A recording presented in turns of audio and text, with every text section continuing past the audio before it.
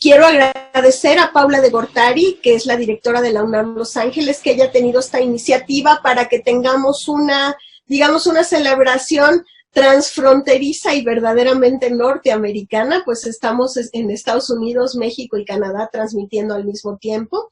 Y quiero agradecer a Tere Jiménez, quien es la editora de Voices of Mexico y que curó la exposición, a todas las fotógrafas y fotógrafos que nos regalaron sus imágenes, y también a Patti Pérez, que es la diseñadora del Departamento de Publicaciones del CISAN, que hizo una extraordinaria puesta en escena de un museíto virtual para que lo veamos todos. Entonces, los convido a que vean en este instante la exposición y que después inviten a todas las personas que quieran, porque la liga de la exposición se va a quedar en la página del CISAN, en la página de la UNAM Los Ángeles y en la página de la UNAM Canadá. Bienvenidas y bienvenidos a este evento de hoy. Bueno, muy buenas tardes. Nos da muchísimo gusto que se lleve a cabo esta mesa redonda tan interesante y novedosa sobre cuestiones religiosas y la migración.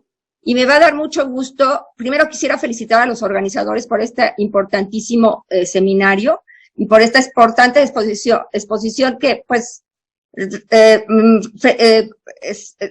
nos congratula que se festeje los 30 años del CISAN, los 15 años de la Universidad de Los Ángeles, la UNAM en Los Ángeles y de la UNAM en Canadá. Es un gran placer presentar en primer lugar a Alicia Mayer. Ella realizó sus estudios de licenciatura y maestría y doctorado en Historia en la Facultad de Filosofía y Letras en la UNAM. Obtuvo la medalla de Gabino Barrera y Alfonso Caso, que otorga la UNAM a los mejores promedios de licenciatura y doctorado respectivamente. Es investigadora del Instituto de Investigaciones Históricas de la UNAM. Fue directora de este mismo instituto entre 2005 y 2013 y directora del Centro de Estudios Mexicanos de la UNAM en España de 2013 a 2017. Actualmente es directora de la sede de la UNAM en Canadá. Su principal línea de investigación es la historia del pensamiento religioso cristiano en la época moderna. Por su destacada labor como investigador y profesor ha obtenido diversos reconocimientos. Fue coordinadora general de la Comisión Universitaria para los Festejos del Bicentenario de la Independencia y del Centenario de la Revolución Mexicana y de la Comisión para la Conmemoración a los 100 años de la Universidad Nacional Autónoma de México. Me permito también ahora presentar al maestro Rubén Ruiz Guerra. Él es licenciado en Historia por la UNAM y maestro en Historia de América por el Instituto de Investigaciones Dr. José María Luis Mora. Es investigador desde 1991. Es especialista en la pluralidad religiosa, relaciones internacionales e historia de América Latina en los siglos XIX y XX. Ha impartido conferencias y cursos en instituciones de educación superior de México, América Latina, Estados Unidos y Europa. Es profesor de la Facultad de Filosofía y Letras. Actualmente se desempeña como director del Centro de Investigaciones sobre América Latina y el Caribe. Sus últimas publicaciones son New People, Methodism and Modernization in Mexico, 1873 a 1930, y Más allá de la diplomacia, relaciones de México con Bolivia, Ecuador y Perú. Pues tiene la palabra la doctora Alicia Mayer. Muchísimas gracias, doctora Berea. Buenas tardes a todos y todas los que nos acompañan en este momento. Agradezco muchísimo a mis queridas colegas Paula de Gortari y Graciela Martínez Salce, con quienes hemos organizado este evento, entre otros muchos, para conmemorar nuestros aniversarios, que nos llenan además de orgullo. Bueno, mi intervención hoy se refiere a un símbolo religioso que acompaña al fenómeno de la migración en nuestro tiempo. El migrante muchas veces lleva solamente una imagen, una medalla, una pequeña figura de algún santo, de la Virgen, la lleva consigo muchas veces en lugar de la maleta o de la ropa o solamente lo que trae puesto y su imagen, ¿no? Eso es muy significativo y es todo un fenómeno sociológico muy curioso que del que podemos hablar en este momento. El migrante emprende este largo camino lleno de peligros, con incertidumbre, con miedo, con inseguridad, pero lleva su imagen protectora. También vemos otro fenómeno paralelo. Una vez que la persona se asienta en un espacio que culturalmente no es el suyo, comienza a llenar este espacio de contenido propio, de tal forma que estas imágenes están muy presentes en pintura, en las calles o en pequeños altares en los hogares. Particularmente me voy a referir a la devoción de la Virgen de Guadalupe, que como ha dicho un gran historiador norteamericano, William Taylor, ha sido la devoción preferente de los mexicanos desde el siglo XVIII. Esto sucede, la devoción misma, es un fenómeno que sucede en todas las localidades, por ejemplo en los Estados Unidos, donde hay números significativos de hispanohablantes, de religión católica y descendientes de migrantes latinoamericanos. Si consideramos las ciudades como Los Ángeles, Chicago o Nueva York, donde el número de mexicanos es incluso mayor que en ciudades de México, este elemento cultural se transforma en un verdadero paradigma. La imagen de Guadalupe se ha convertido en sinónimo de la mexicanidad y de la latinidad. Es la representación por excelencia de la identidad cultural de nuestros pueblos, junto con la bandera, el himno, el mariachi y la comida. Para comprender el porqué de esta realidad, tenemos que dar un viaje al pasado y ver en nuestra historia cómo se forjó este mito fundacional de la mexicanidad. Así que si me acompañan, vamos a tener un breve recorrido. Voy a compartirles mi pantalla.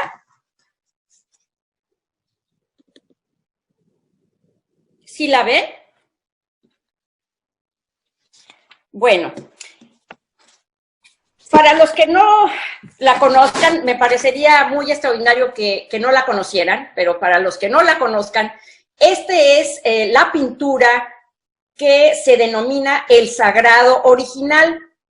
Las primeras noticias que tenemos de esta imagen datan de la segunda mitad del siglo XVI, concretamente a partir de 1556.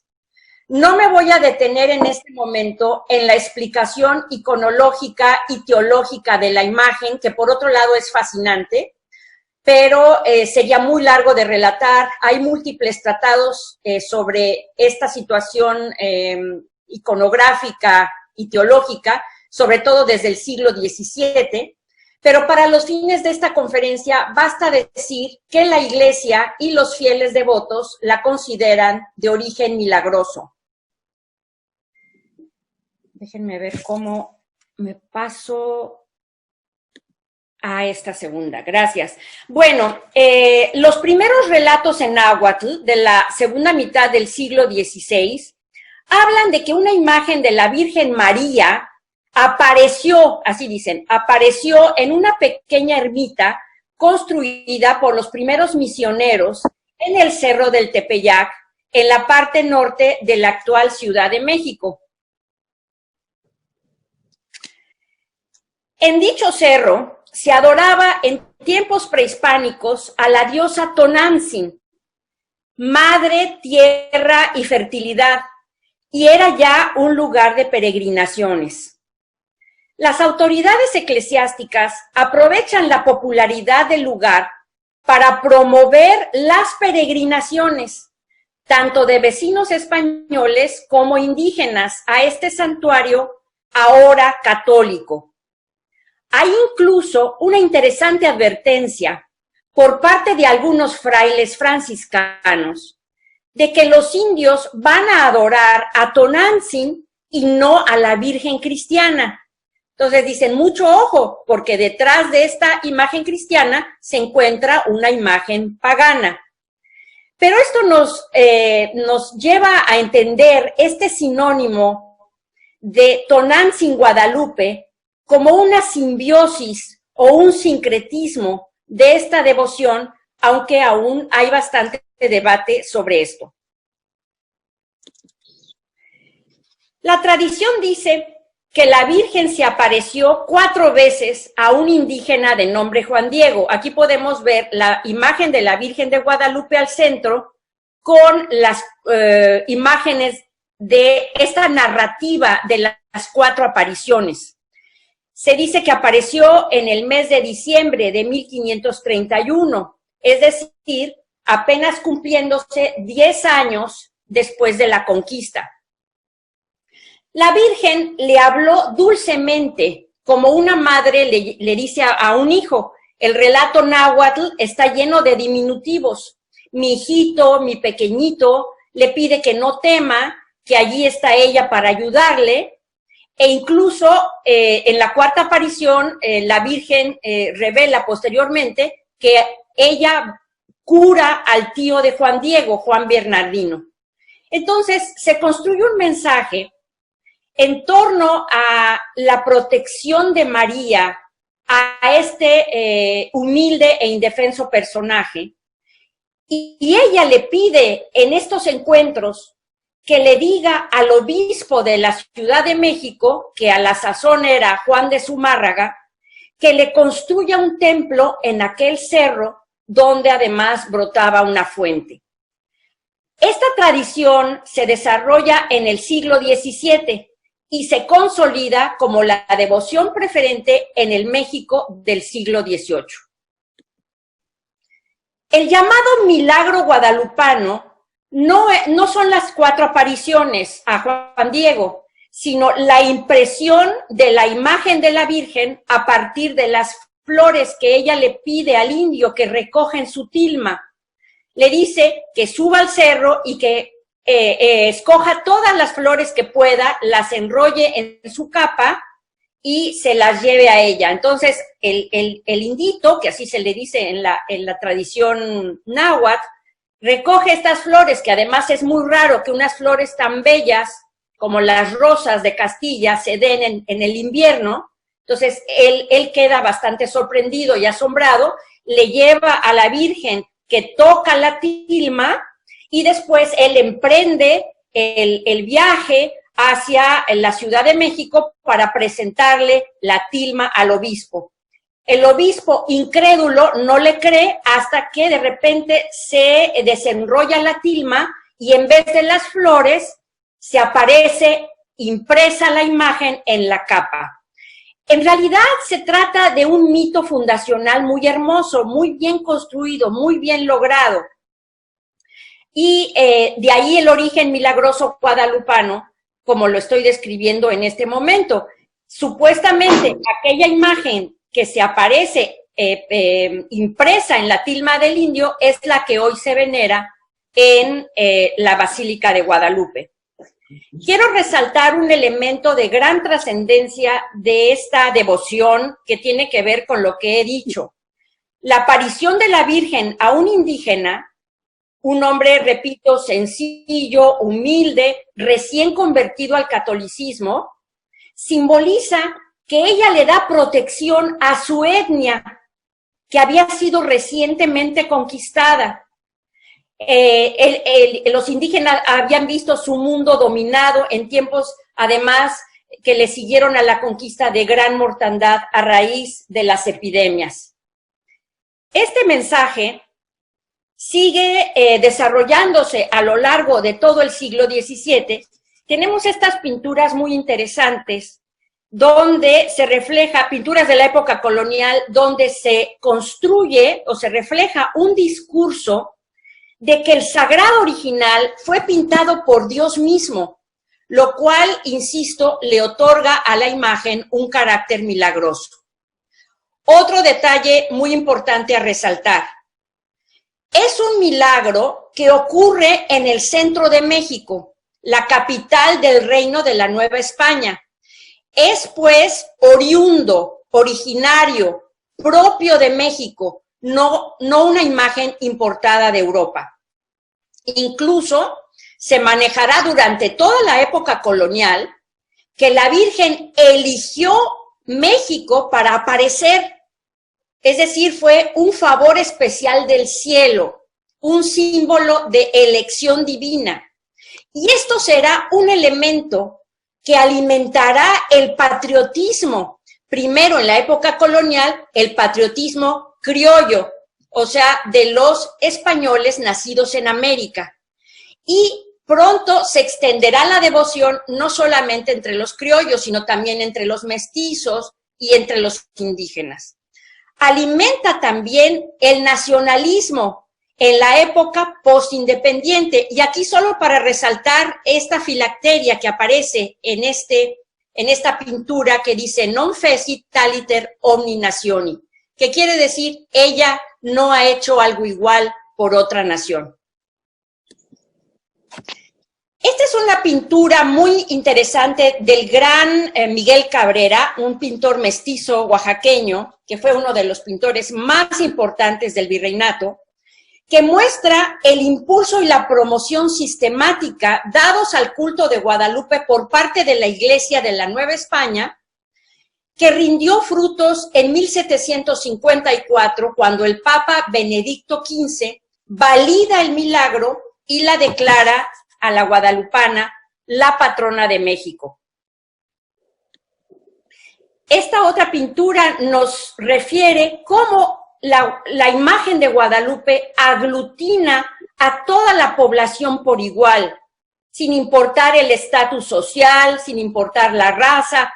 Todo el pueblo de México queda hermandado en esta imagen desde la época colonial, repito, y aquí estamos viendo a los nobles españoles junto con los caciques indígenas que se alimentan de la fuente de la religiosidad católica representada en este ícono guadalupano. Esta muy curiosa imagen está en el convento de Coixtlahuaca, en Oaxaca, y muestra a esta imagen que no es otra cosa más que una imagen apocalíptica, donde la Virgen aparece con alas de águila, rodeada por un gran esplendor de luz, atacando al dragón infernal.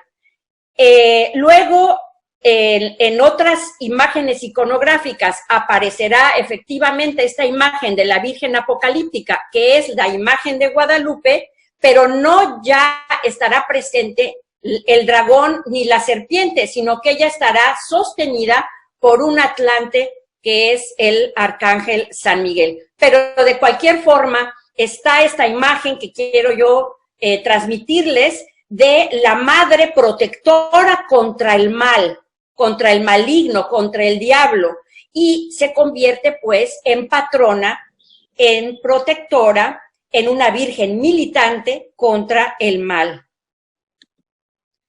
Bueno, esta es una estampa muy interesante porque ahora estamos viviendo una epidemia que, como todos sabemos, ha tenido altos costos en vidas humanas y ha causado estragos, pero no olvidemos que en el pasado hubo muchísimas epidemias en la Ciudad de México, y esta en particular que se representa en esta estampa es de 1735 y 1736. Es una estampa que la gente tenía consigo en su bolsillo, la cargaba con ella también para invocar la protección de la Virgen contra las enfermedades. Esta enfermedad de Matlazáhuatl, también en la Ciudad de México, fue una enfermedad que causó bastantes estragos en el siglo XVIII. El Matlazáhuatl no se sabe exactamente qué era, pero se cree que era el tifus. Y era una enfermedad eruptiva que, como les dije, pues fue muy problemática en ese entonces. En el siglo XVII ya vemos la conmemoración del 12 de diciembre, que es cuando aparece la Virgen a Juan Diego, en la Basílica de la Virgen de Guadalupe, la antigua basílica, por supuesto, pero fíjense ya nos dice el pintor que está repleta de gente. Y esto, pues, lo podemos ver muy bien en nuestra actualidad, ¿no? La villa completamente atiborrada, también con motivo de la celebración del 12 de diciembre. Pero nos pasamos ya a la parte de las imágenes que tienen que ver con los migrantes. Y aquí está, no sé, les queda a ustedes este niño precioso que tiene estampado, ¿no? en su tilma a la Virgen de Guadalupe, y del otro lado ya también las celebraciones del 12 de diciembre en Los Ángeles, California. Pero esta es una imagen que se repite en Nueva York, en Chicago, en todos lados donde les he comentado que existe una población hispanohablante y de religiosidad católica en los Estados Unidos, pero mete ya en un contexto cultural distinto a una devoción mexicana y católica, y tiene, por supuesto, una gran popularidad. Estas dos fotografías con las que termino, también desde el punto de vista de las celebraciones y de las procesiones o peregrinaciones en Los Ángeles, California, muestran también la pintura callejera que seguramente vamos a ver en la exposición que ha preparado el CISAN, cómo está repleto de este tipo de manifestaciones de la devoción o del culto guadalupano fuera de las fronteras de México.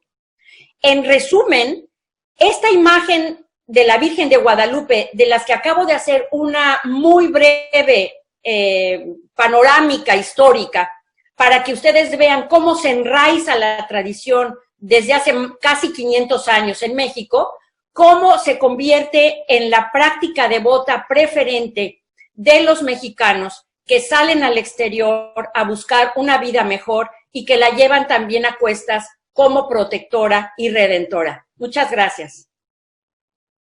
Muchas gracias, Alicia, por tu excelente exposición sobre que nos hablas realmente cuáles fue las raíces de la tradición de la Virgen de Guadalupe en México, muy fuerte, y cómo se ha llegado a transmitir hacia algunos estados en Estados Unidos, principalmente donde hay migrantes mexicanos.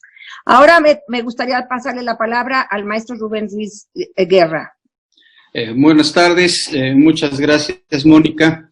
En primer lugar, quiero agradecer a las organizadoras de esta muy interesante mesa, a la doctora Graciela Martínez Salce, a la doctora Alicia Mayer y a la directora Paula de Gortari. De veras es un privilegio para mí estar aquí, sobre todo porque este es un tema que ni los migrantólogos toman en serio, ni los religionólogos toman en serio.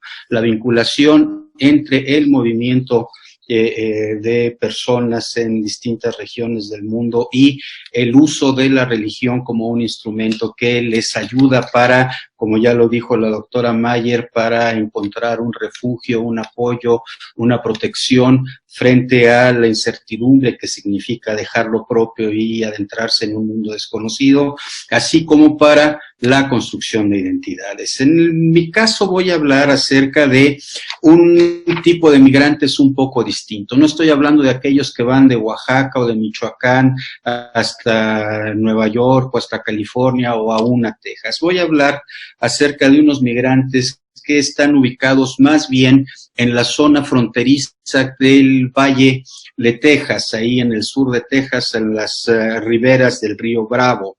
Y voy a hablar específicamente de una mujer, Elodia Guerra, quien es muy claro cómo utiliza su fe religiosa como un instrumento de construcción de una identidad que por lo demás es muy adelantada para su época. Voy a tratar de explicar esto en pocas palabras. La familia de Elodia es una familia que se asienta en Reynosa, Tamaulipas. El fundador de esa familia, Ponciano Guerra, es alguien que nació en Hidalgo County, esto es del otro lado de la frontera, pero muy cerca del río, ¿sí? Y él va a ser una personalidad singular. Es profesor, pasó a la historia de la región como un profesor, se le achaca haber sido el fundador de la escuela elemental en Donna, Texas, por ejemplo, tiene una calle en Reynosa, Tamaulipas, pero además él era un masón, un poco promotor cultural, etcétera, un hombre también de una profunda fe, pero una profunda fe ubicada en un ámbito, digamos, alternativo para los mexicanos, dentro de una iglesia protestante, más específicamente la metodista. La esposa de Ponciano, Rafaela, era una mujer evidentemente de un ámbito semi-rural. En aquella época, estamos hablando de principios del siglo XIX, Reynosa apenas estaba despuntando como un espacio de asentamiento de mexicanos, pero bueno, Rafaela era alguien que había asumido la tarea de convertirse en una predicadora, en alguien que itineraba, que iba de un lado al otro cargando un organillo para poder hacer sus tareas de predicación. Esta pareja tiene 3 hijos. El primero es Eleazar, que llegará a convertirse en un ministro metodista y con el tiempo se convertirá en el obispo de la Iglesia Metodista de México. Allá estamos hablando de la década a partir de 1930 y más o menos hasta 1960. Elodia, como ya lo mencioné, que ahorita me profundizo en relación con ella, y un tercer hijo, Ramiro, que él murió cuando estaba en la adolescencia. Primer elemento que nos muestra cómo estas personas se incorporan a una práctica de fe, se incorporan a una iglesia que predica esa práctica de fe y hacen uso de las facilidades, de los instrumentos para alcanzar algo más o menos extraño en la época y sobre todo para quienes eran de un origen mexicano. Estamos hablando de un sistema educativo que les permite tener, por una parte, la educación elemental la imparte Ponciano, pero después ya cuando son adolescentes van a colegios metodistas. Eleazar va a San Antonio en el Instituto Wesleyano y Elodia va a Laredo al Instituto Lydia Patterson. En el Instituto Lydia Patterson, Elodia va a hacer 2 decisiones que serán muy importantes, que marcarán su vida.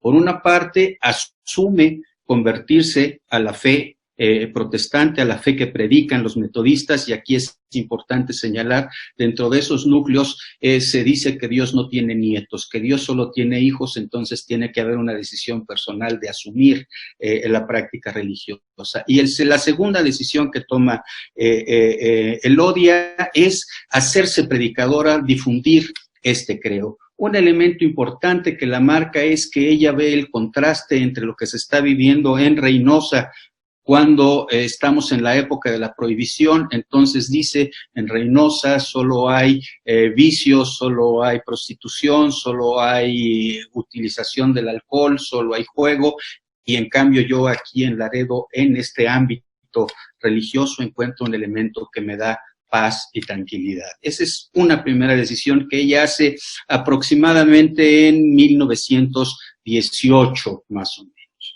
Una siguiente decisión que ella va a tomar en relación con su práctica de fe tendrá que ver con el incorporarse a un movimiento de predicación que están organizando en aquel momento los metodistas del sur, que es el de los voluntarios en misión. La idea de ese proyecto era convocar a jóvenes con una educación media superior, vamos a decirlo así, esta que ya les permitiría entrar en el catálogo norteamericano actual como migrantes, ¿cómo se dice esto cuando están ya preparados? Migrantes calificados, ¿sí? Y esto les permitirá desarrollar un cierto tipo de prédica más intelectualizada. Tendríamos que recordar que en ese momento, en el sur de Texas, los grandes grupos de migrantes que están llegando o van a trabajar en los campos recogiendo tomate principalmente, o trabajar en los ferrocarriles, o trabajar en algunas de las minas de mercurio que están ahí en el Big Bend, un poco más hacia el oeste. Entonces ella se incorpora a eso y decide entrenarse para poder ser una predicadora. Y ojo, aquí hay un elemento también muy importante. En ese momento, dentro del metodismo, no se aceptan mujeres predicadoras dentro de la organización de manera oficial. ¿Qué quiere decir esto? Podía haber mujeres predicadoras como Rafaela o como algunas otras que hacían trabajo de predicación, que conducían congregaciones en un momento determinado, pero que no eran aceptadas como predicadoras, no eran aceptadas dentro de la institucionalidad religiosa. Ella decide ir por este camino y va a lograr algo muy interesante. Bueno, estudiará para este grupo de voluntarios en misión, estudiará en Saltillo, en el colegio Roberts, se llama ahora. En ese colegio va a estudiar y se va a graduar en la primera generación de voluntarias en misión. Ahí es un grupo de mujeres muy importante. Para 1924, Elodia ha logrado alcanzar ser primero reconocida oficialmente por su iglesia metodista como una predicadora, y no solo eso, sino que se les da un nombramiento de predicadora oficial, de evangelista oficial. Esto en un momento en el cual estamos hablando de mediados de los años 20, cuando se están generando un buen núcleo de predicadores itinerantes, estos como por ejemplo, si vieron aquella película de el cómico, bueno, el Leap of Faith se llamó en inglés la película, con no me acuerdo quién, que es un predicador itinerante que va con una carpa y lleva coros y monta unos grandes shows, y él mismo los dice: yo les traigo shows para que se entretengan, suelten el bolsillo y ofrenden para nosotros. Bueno, se están poniendo de moda en ese momento, pero ella lo hace dentro del marco de la iglesia metodista. Y entonces ahí está rompiendo un campo, está abriendo un campo muy importante para estas mujeres. Ella después se trasladará a el norte de México, trabajará desde Durango hasta Tamaulipas, más o menos, también como predicadora oficial. Y esto lo hará. ¿Qué significa ser una predicadora itinerante? Va recorriendo distintas poblaciones para poder hacer esta prédica. Ir, hacer su prédica y conseguir conversos para su iglesia. Dicen quienes recuerdan a Elodia que ella era una gran predicadora. Dentro de los ámbitos protestantes se decía que ella estaba llena del poder del Espíritu Santo y predicaba como fuego, y eso hacía un elemento importante para el proceso de conversión. Ahí hay dos elementos más que nos hablan de la singularidad de la personalidad de Elodia. Por una parte, para hacer sus viajes, ella se compra un vehículo, ella maneja su propio vehículo automotor, en un momento en que los vehículos automotores todavía eran productos para clase media, media alta, familias blancas fundamentalmente. Las mujeres no estaban bien vistas como que manejaban en sus autos, y además andar en las carreteras siempre ha sido más o menos peligroso. Todavía hace 3 o 4 años una predicadora en Texas justamente hablaba de cómo había sido agredida por algún policía en la carretera porque regresaba de haber oficiado un velorio. Y la última decisión importante que quiero señalar ahí, y que hace justamente a partir de su convicción religiosa, es: ella no ve la familia, ella no ve el crear una familia como un elemento fundamental en su proyecto de vida. De hecho, se casa ya hasta el año 35 aproximadamente, y lamentablemente al dar a luz a su primer hijo en 1938 fallece. Entonces es una personalidad sumamente interesante, sumamente significativa, que va rompiendo, digamos, techos de cristal en un momento determinado, y esto lo está haciendo a partir de su convicción religiosa, una convicción religiosa que ella ha asumido justamente en este proceso de una migración, no de las grandes distancias, pero ciertamente un movimiento territorial. Y con esto termino. Gracias.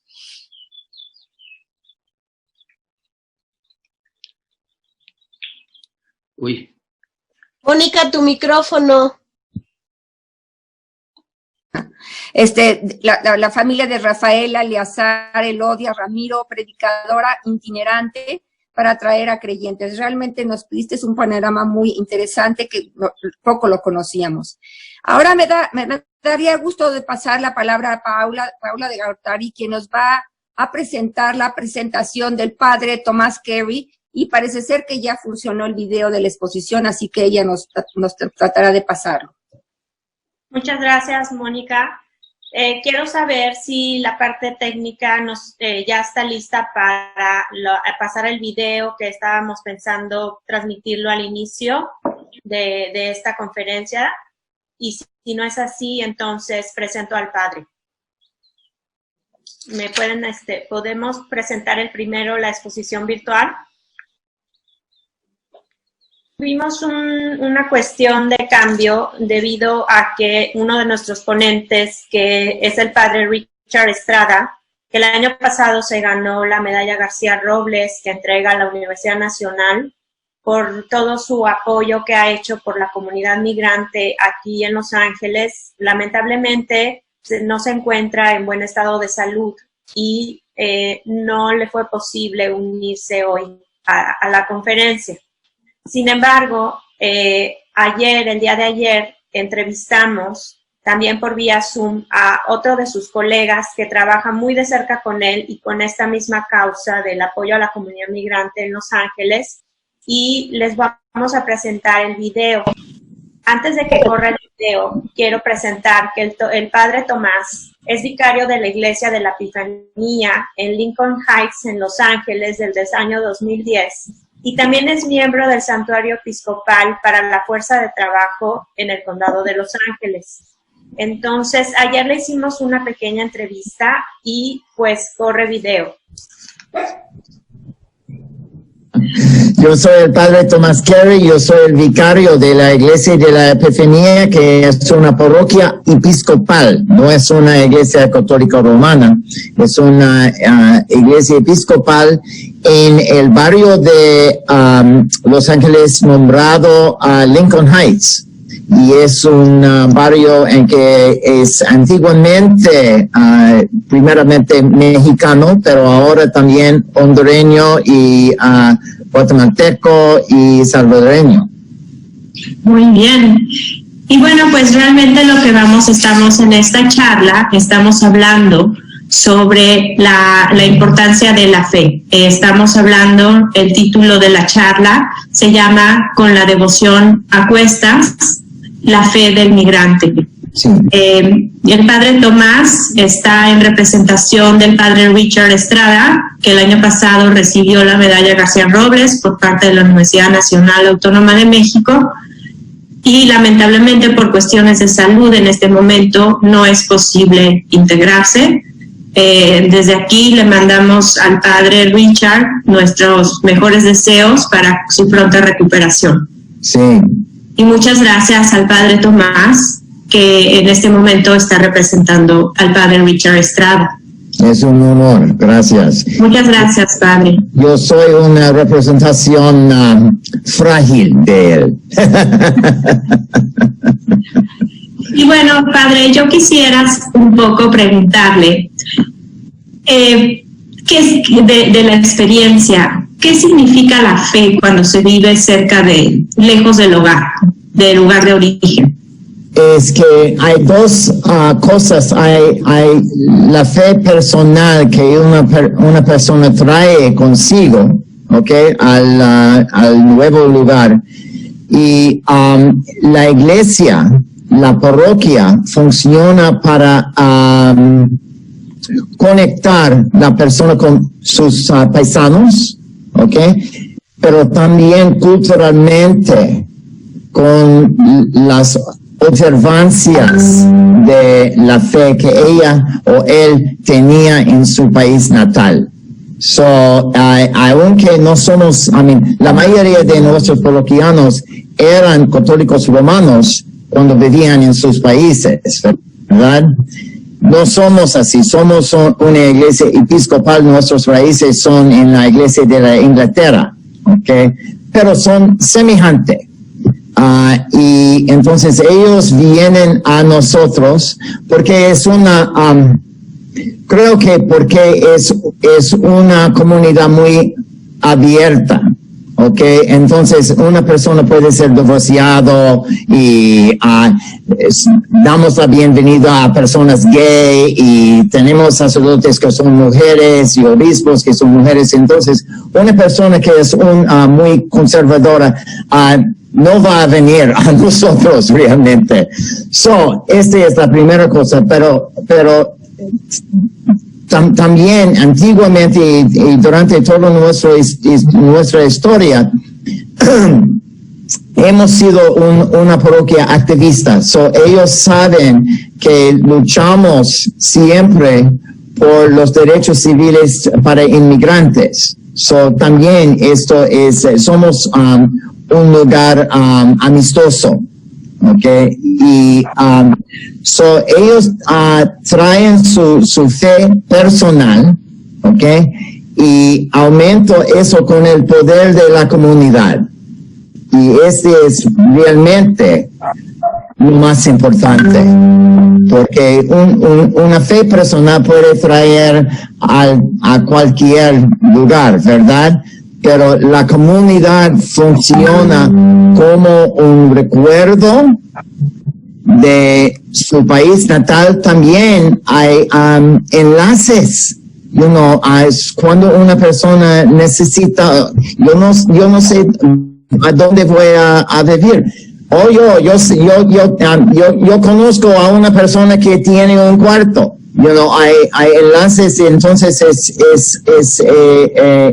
un método para sobrevivir también. Y la experiencia colectiva de la gente en su jornada como inmigrantes es importante también. Por eso, para mí, tenemos en el cristianismo la doctrina del cuerpo de Cristo. El cuerpo de Cristo místico es la colección de la gente, es toda la gente. La vida divina es manifestada en la gente. Entonces para mí, es cómo funciona el cuerpo de Cristo. Se cuida de sí mismo. Claro. Y en el caso de, como me menciona, con el sentido de comunidad, como muy bien lo ha mencionado, padre, entonces, en realidad, es una parte muy importante que también la fe es una parte para crear un sentido de comunidad. Sí. Sí, y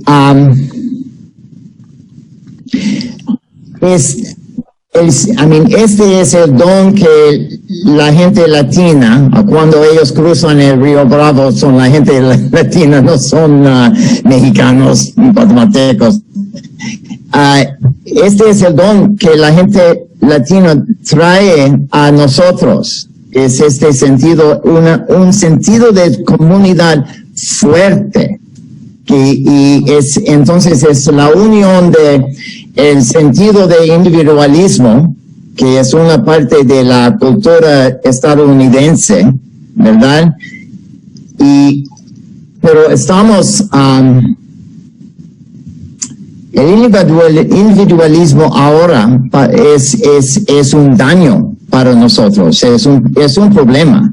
Entonces, para mí, este sentido de comunidad es una medicina que necesitamos, como en la cultura estadounidense. Entonces, en realidad, es también toda esta parte positiva que a través de la fe que se transmite en los migrantes y este sentido de comunidad, lo que también enriquece la fe aquí. Sí, ellos me han enseñado de yo soy aunque aquí estoy en los Estados Unidos, yo soy un gabacho, en este sentido, porque yo tengo conmigo todos los valores culturales de Angloamérica, ¿verdad? Y ellos me han enseñado, por ejemplo, el valor y a la riqueza de un sentido comunitario, ¿ok? Somos unidos, somos gente, somos la gente. Y también, y lo que se une es no solamente este sentido, pero también la comida, las imágenes, Nuestro Señor de Guadalupe, pero también Nuestro Señor de Sumapa, de Honduras, es cómo celebramos la Navidad, y el Día de los Muertos, estas fiestas que hemos perdido realmente en la cultura angloamericana. Hemos perdido estas marcas de nuestra cultura. Ahora yo soy un mexicano wannabe. Y realmente también nos gustaría que nos platique este sentido de realmente, pues dejar todo atrás, incluso, pues mucho, ¿no? La familia, gente querida, y bueno, también algunas cosas materiales, sí, ¿no? Como la casa, y bueno, también la cultura, pero que, como lo menciona, padre, lo traen dentro. Sí. Y es importante, y me gustaría nos platique también de esto que acaba de mencionar de las imágenes, porque a veces es lo único que tienen, una imagen, y es lo único que cargan con ellos durante su travesía. Sí, y yo conozco a una persona, un hombre que en El Salvador era, ¿cómo se dice?, contador, ¿ok? Y no puede funcionar así aquí un contador en una empresa bien fuerte en San Salvador, ¿ok? Y podía funcionar así aquí en los Estados Unidos, los Estados Unidos. Y entonces tuvo que dejar, hay un sentido que tuvo que dejar su valor como ciudadano, como una persona profesionalista. Profesionalista es, o también los jóvenes que vienen aquí y están solos, ¿ok? Y tienen 17, 18 años, es solamente ellos ahí. Esta es la organización del Padre Richard, Jóvenes Incorporated. Es formar una comunidad entre ellos y decir a ellos, no están solos, no están solos. Tuvimos un joven de Guatemala, ¿ok? Completamente, solo, hasta que viniera su hermano. Okay, y pero nuestra comunidad cuidaba por él en una manera, muy poderosa. No recuerdo la pregunta. Fue okay. Y en estos tiempos de la pandemia y lo que se ha vivido, ¿qué mensaje le puede dar a las personas que nos escuchan en torno también de la fe y en torno a esto que se está viviendo, padre? Es muy difícil porque también para mí es un tiempo muy, muy difícil porque iglesias, yo sé realmente que, no somos el edificio, somos el pueblo. Okay, no es necesario, aunque no podemos reunir en el edificio ahorita, somos más fuertes que esto. Pero también, la naturaleza de esta pandemia es que no podemos reunirnos. no podemos vernos. Y la mayoría de la gente no tienen, la facilidad, habilidad de usar el Zoom, ¿ok? No, porque no están conectados en esta manera al Internet. Sí, tienen sus teléfonos, entonces, pero no usan realmente muchas aplicaciones. Ha sido una época muy difícil. Entonces tengo que llamar a cada uno de ellos por teléfono, ¿ok? Pero no es como una visita, realmente. Porque en una visita están hablando y charlando y cosas se levantan, se suben en la charla. Por teléfono es un poco más formal, okay. No, estamos muy bien, padre, muy bien, y usualmente ellos nos dicen, no, todo está terrible. Ellos no. Todavía estamos tratando de navegarnos en este sentido, en esta pandemia. Lo que yo puedo decir es somos más fuertes. Tenemos la vida de Dios entre nosotros, no solamente en nosotros, mas entre nosotros. Y la conexión entre nosotros es más fuerte que una pandemia, que un virus, es más fuerte que la muerte. Pero hay que mantener la conexión, y es lo que estamos tratando de hacer ahora. Pero, wow. Todavía yo no tengo la solución, realmente. Estoy trabajando, pero no. Pues me parece realmente muy interesante lo que nos ha compartido, padre. Realmente queremos agradecerle mucho porque lo que queremos también es mandar este mensaje a la comunidad que nos escucha, y que, como lo dice, no perdamos esa conexión. Sí, es lo más importante. Muchas gracias, padre. A ustedes, gracias por llamarme. Mucho su participación, y nuevamente en representación del padre Richard Estrada, el padre Tomás Carey, muchísimas gracias. A nombre de la UNAM Los Ángeles, del CISAN y de la UNAM Canadá, le agradecemos mucho su participación, padre. Gracias, un placer. Muchas gracias, padre.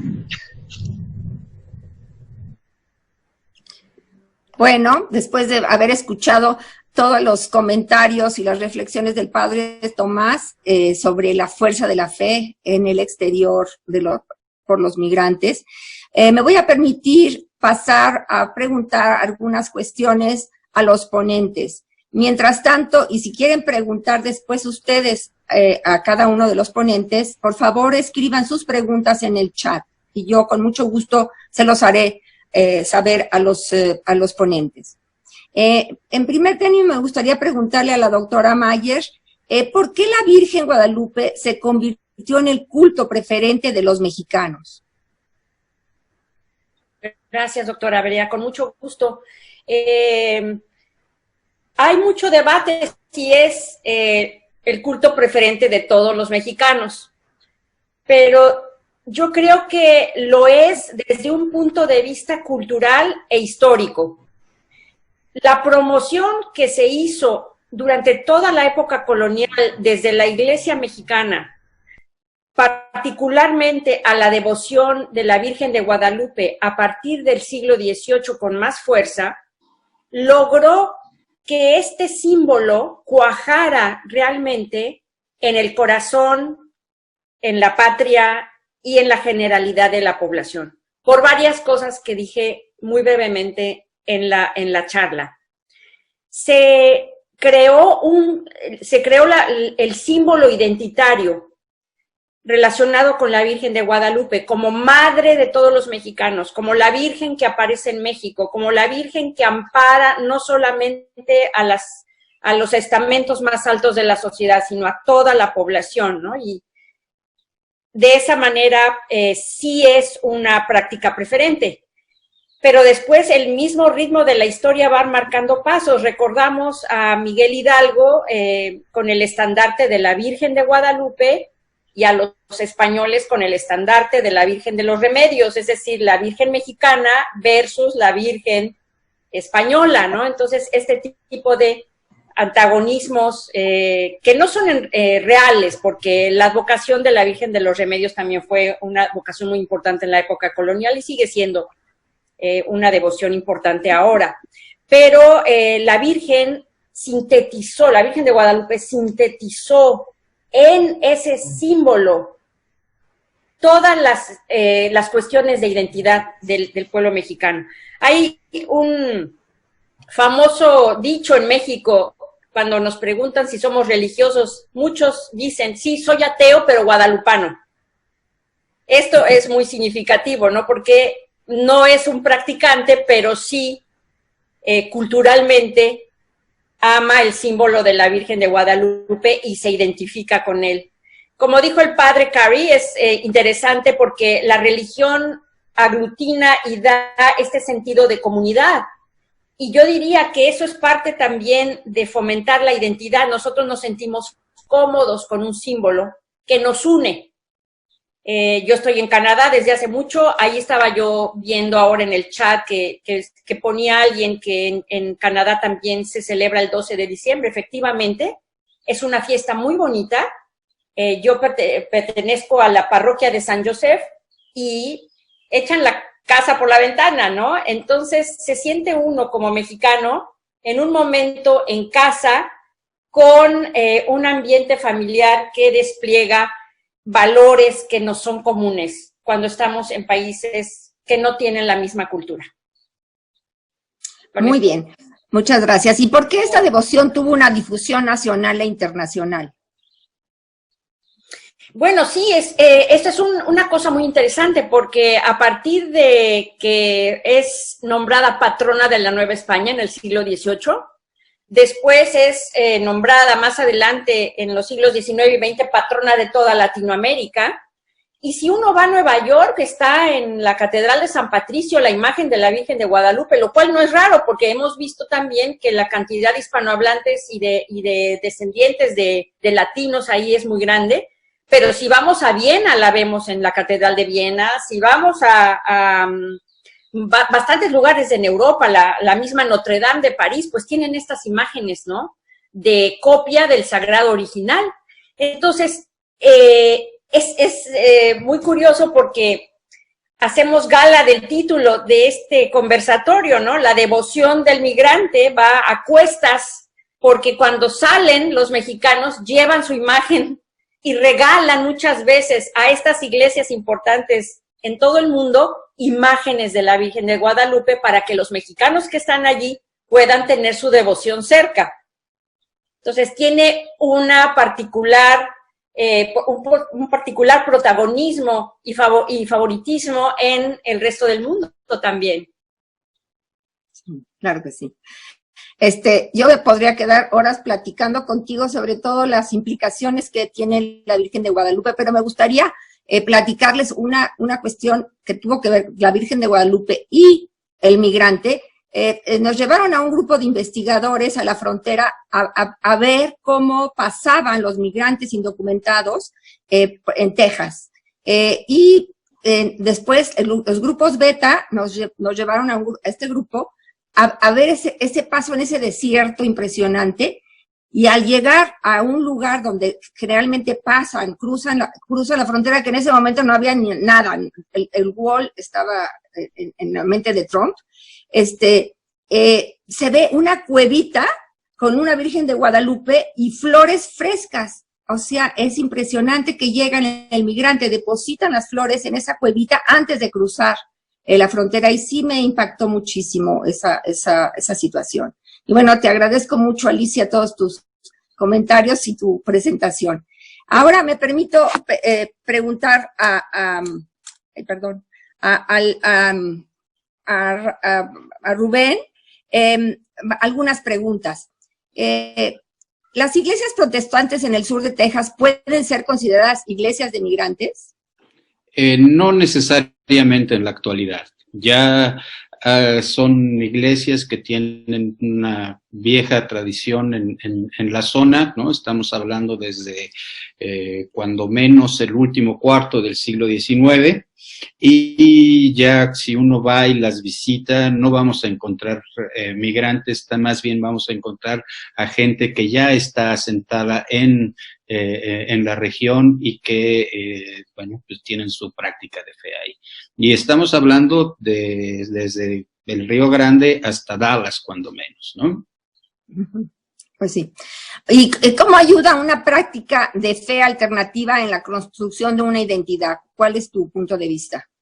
El tema aquí es que cualquier identidad religiosa es una construcción, ¿no? Alguien asume lo que le enseñaron, alguien asume lo que una práctica de fe le ha dado y se apropia de ello, y a partir de eso va construyendo una manera de ser, adopta una serie de valores, una serie de elementos para tener una convivencia con el resto de la sociedad, con aquellos que ve como sus iguales. Justamente el adoptar una práctica de fe es uno de estos instrumentos para ir encontrando quiénes son sus iguales y con quiénes puede dialogar. Es sumamente interesante. Por ejemplo, he tenido la oportunidad de dar algunos cursos para gente de esas iglesias ahí en la zona del Valle de Texas, cómo en un momento determinado se sienten con una identidad escindida, ¿no? Bueno, pues son de origen mexicano, hablan español,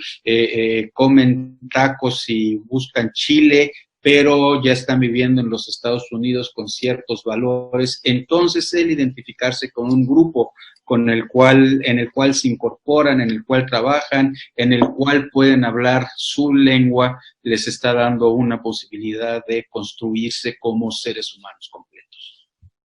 Muy bien. Y finalmente, en la organización de las iglesias protestantes, ¿qué papel tienen las mujeres? Aquí había que ver de qué iglesia protestante estamos hablando. Por ejemplo, las iglesias bautistas todavía no aceptan mujeres como parte de la organización. En ese sentido son mucho más católicas que protestantes, vamos a decirlo de alguna manera, que pues no le da a las mujeres un papel de liderazgo. En cambio, la iglesia metodista, por ejemplo, es una iglesia que desde la década de 1920 ya se estaba discutiendo si era dable el aceptar mujeres como predicadoras. Estoy mencionando el caso de Elodia, pero ya hay una discusión importante. Las iglesias más conservadoras, las del sur, decían no, esto todavía no es posible. Las iglesias un poco más liberales del norte de los Estados Unidos estaban ya buscando las formas de poder dar ese paso. Entonces, en la iglesia metodista en los Estados Unidos ya hay mujeres que son obispos. ¿Eso qué quiere decir? Que ya tienen un rango de supervisión sobre unas áreas ya bastante grandes, bastante complejas de la administración de sus iglesias, independientemente de que hay teólogas, independientemente de que hay predicadoras, y esto sin dejar de reconocer, y esto se reconocía desde el siglo XIX, que muchas de quienes más y mejor trabajan dentro de la organización son mujeres. Entonces, ese es un elemento también que hay que tomar en cuenta. Pues muchísimas gracias por tus respuestas, que nos iluminan un poco todo lo que nos has platicado. Ahora paso directamente a hacer las preguntas para que los ponentes nos puedan contestar. Dice, hay una competencia por la atracción de fieles que lo convierte en un elemento divisivo.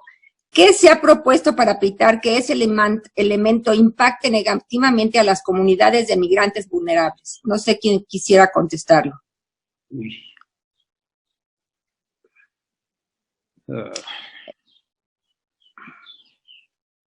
Yo no entiendo bien la pregunta.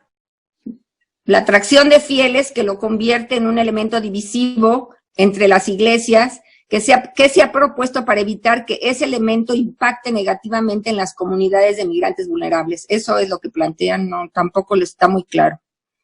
La maestra Núñez quiere hablar, creo. Sí, Silvia.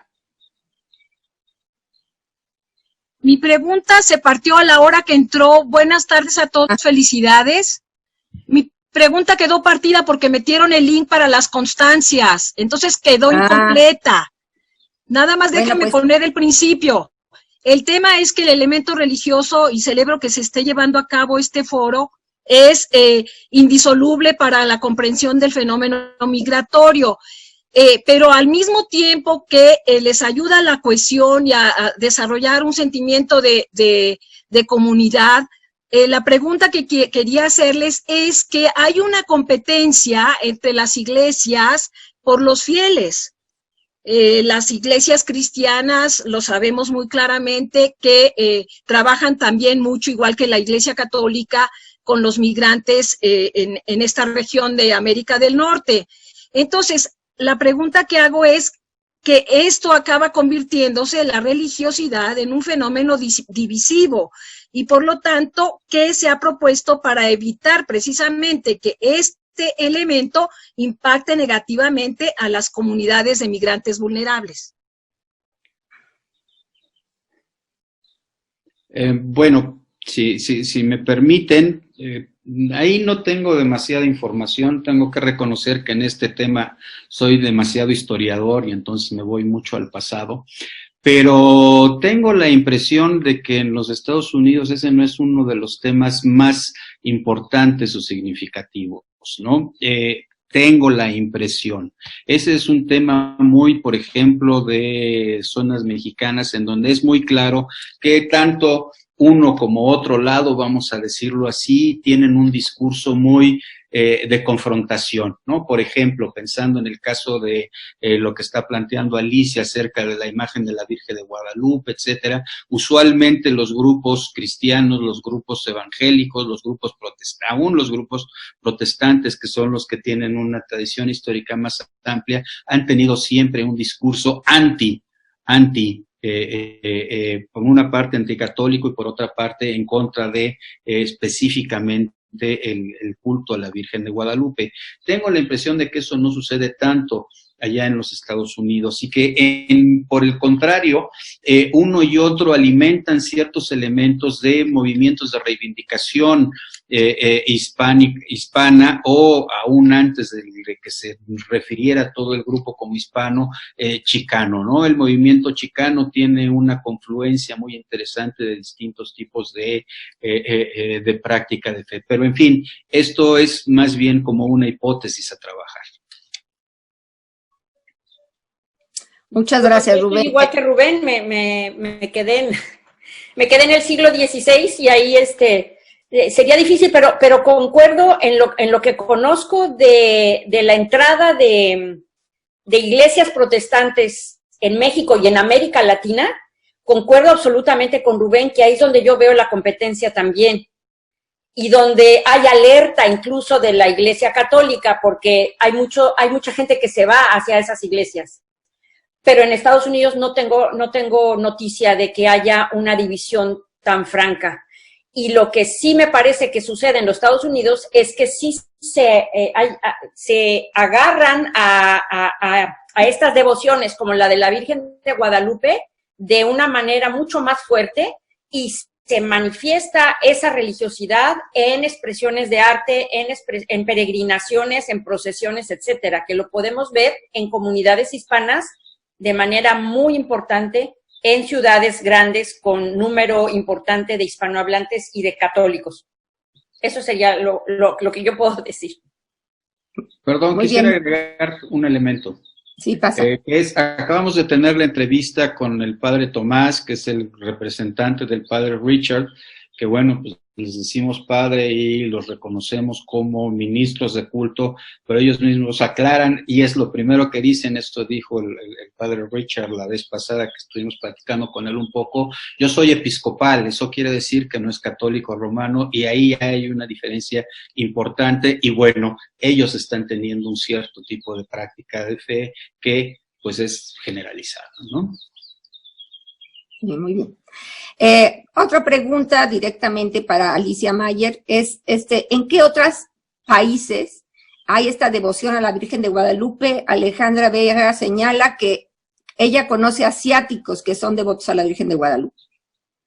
Sí, bueno, lo que yo he visto cuando viajo es siempre uno ve lo que le interesa o anda uno buscando, ¿no? El objeto de su investigación. Entonces, a mí me ha asombrado mucho ver a la Virgen hasta en capillitas en Alemania, ¿no? En el sur de Alemania, por ejemplo.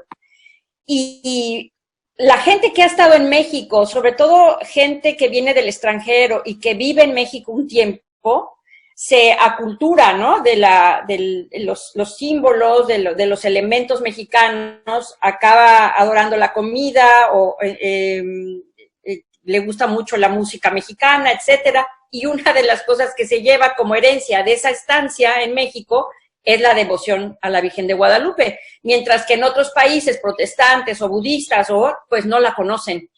Es decir, no es una cosa mundial, ¿no? Pero sí podemos decir que es una devoción importante, sobre todo en América Latina y en los Estados Unidos. Uh-huh. Bueno, pues muchas gracias.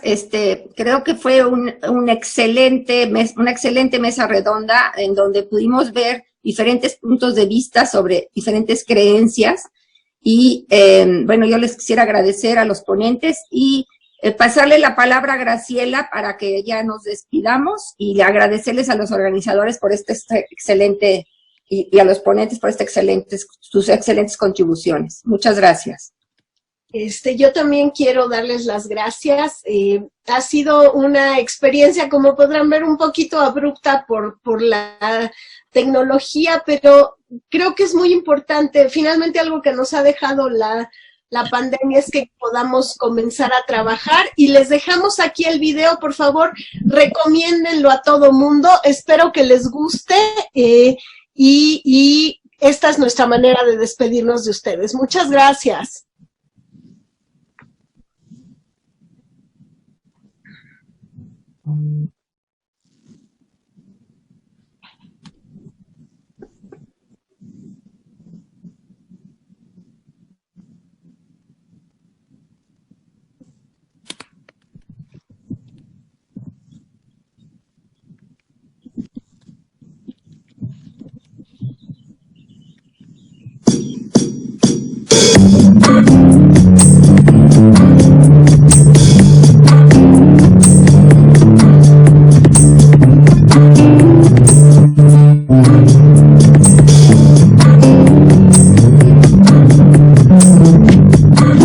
Large-scale migration is already and will remain a mega trend of this century.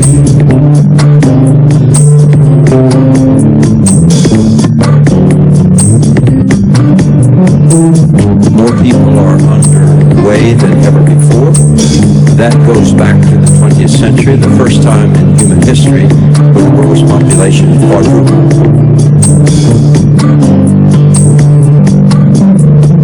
We're going to be faced with more people being forced to move. About 60 million now, 20 million refugees, 40 million migrants.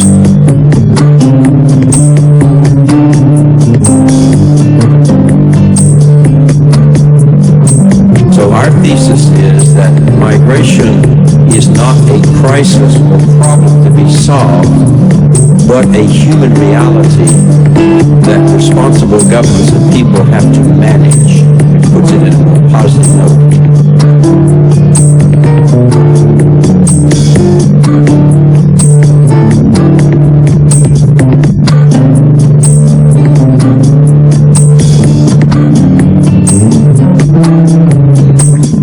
Migration is highly political these days, and instead of solving the problem, sometimes We're simply looking at a short-term security solution which will not manage such a complex question.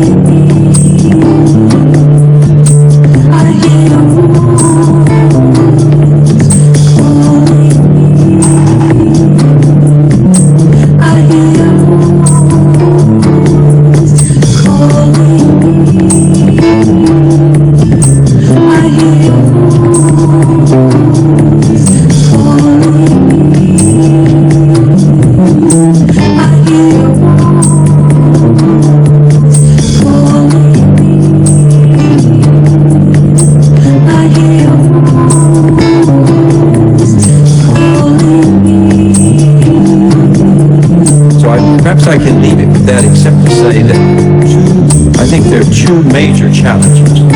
Number one, we're going to have to find a way to change the migration narrative, and therefore I'm very grateful for this opportunity, because right now it's toxic. We need to go back to a migration narrative that is historically accurate.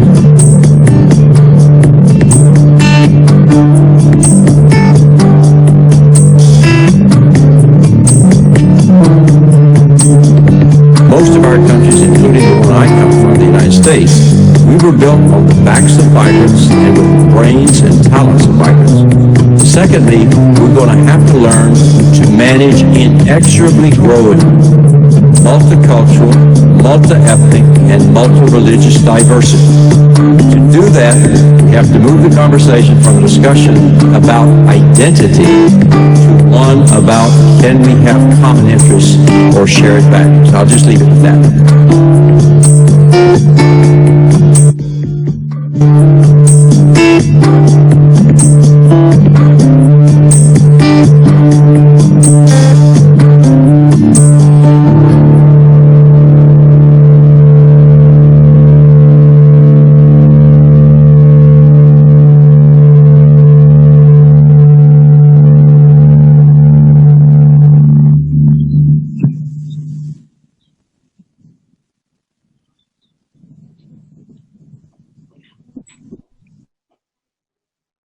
Bueno, pues recomienda nuestra exposición a todo mundo y que tengan muy buen fin de semana. Muchas gracias por habernos acompañado.